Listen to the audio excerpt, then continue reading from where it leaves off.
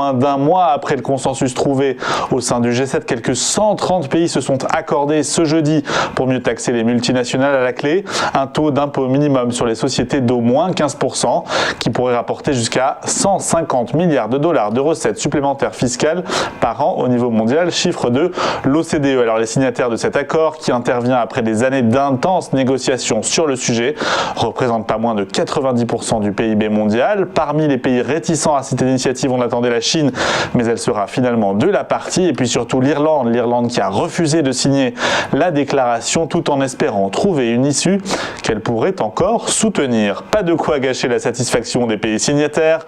Dans un communiqué, le président américain explique que les sociétés multinationales ne pourront plus opposer les pays les uns aux autres dans le but de faire baisser les taux d'imposition et de protéger leurs bénéfices au détriment des recettes publiques. Alors au-delà de cet impôt minimal, cette déclaration commune prévoit de répartir de manière plus équitable les bénéfices entre les pays où sont installés des sièges et ceux où elles réalisent effectivement leurs activités, ce qui va concerner tout particulièrement les géants du numérique. Les ministres des Finances du G20 se réunissent la semaine prochaine à Venise pour entériner cette avancée technique et politique avant une mise en œuvre effective qui est prévue en 2023. On revient en France avec notre économie nationale qui devrait nettement rebondir cette année. Chiffre de l'INSEE qui table sur une croissance à 6% qui inclut une accélération particulièrement marquée au troisième trimestre 2021, plus 3,4% attendu. L'INSEE qui précise que l'activité économique pourrait même retrouver à peu près son niveau d'avant-crise dès la fin 2021. Dans le détail, cette hausse du PIB serait tirée par une hausse de la consommation des ménages et surtout par l'investissement des entreprises. Cela devrait se traduire également par un net rebond de l'emploi salarié. Il reviendrait lui aussi à son niveau pré-crise, plus 300 000 personnes concernées sur 2021. Seule ombre au tableau, le commerce extérieur qui pèserait légèrement négativement sur cette prévision de croissance. Alors ces prévisions, elles sont plus optimistes que celles de la Banque de France ou celles du gouvernement. Ce dernier mise sur une croissance de 5% en 2021 et un retour de l'activité au niveau d'avant-crise, pas avant le premier trimestre de l'année prochaine.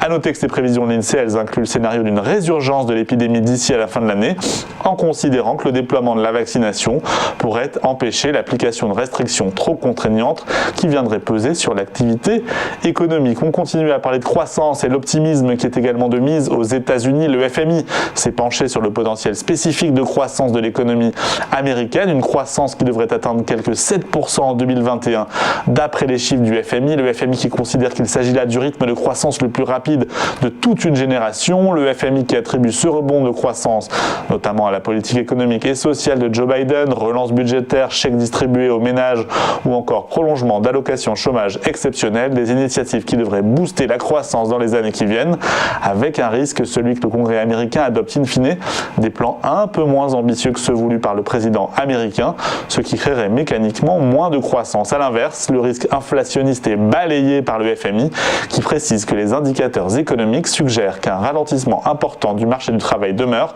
ce qui servira de soupape de sécurité pour atténuer les pressions sur les salaires et les prix. Précision dans quelques heures sur ce marché du travail avec la publication du tout dernier rapport sur l'emploi américain, des données particulièrement scrutées par les investisseurs. Voilà pour cette sélection d'actualités. Petit mot également de la clôture hier à Paris, le CAC 40 qui a repris quelques couleurs hier, plus 0,7% à 6553 points à la clôture. De quoi faire oublier la petite consolidation de mercredi. Le CAC avait cédé près de 1%.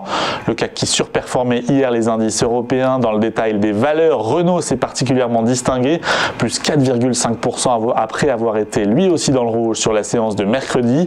De son côté, Société Générale s'adjuge près de 3,4%, redressement après plusieurs séances de baisse sur fond de repli des taux d'intérêt. Et puis une fois n'est pas coutume, petite journée pour le secteur du luxe.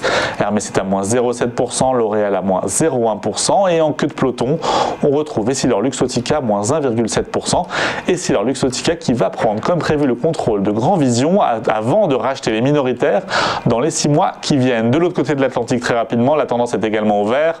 En attendant, je le disais, le rapport sur l'emploi américain, mais en capitalisant déjà sur un niveau d'inscription hebdomadaire au chômage au plus bas depuis le début de la crise sanitaire, et puis un secteur manufacturier qui est en nette expansion. Ça tire tout naturellement le S&P 500 vers le haut, plus 0,5% et un nouveau record à la clé. Idem pour le Dow Jones, plus 0,38%.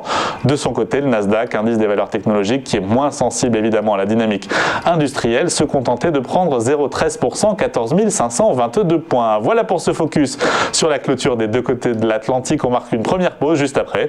Eh bien, on vous fait vivre l'ouverture de la séance à Paris, les péripéties du CAC 40. Eh bien, c'est juste après ça.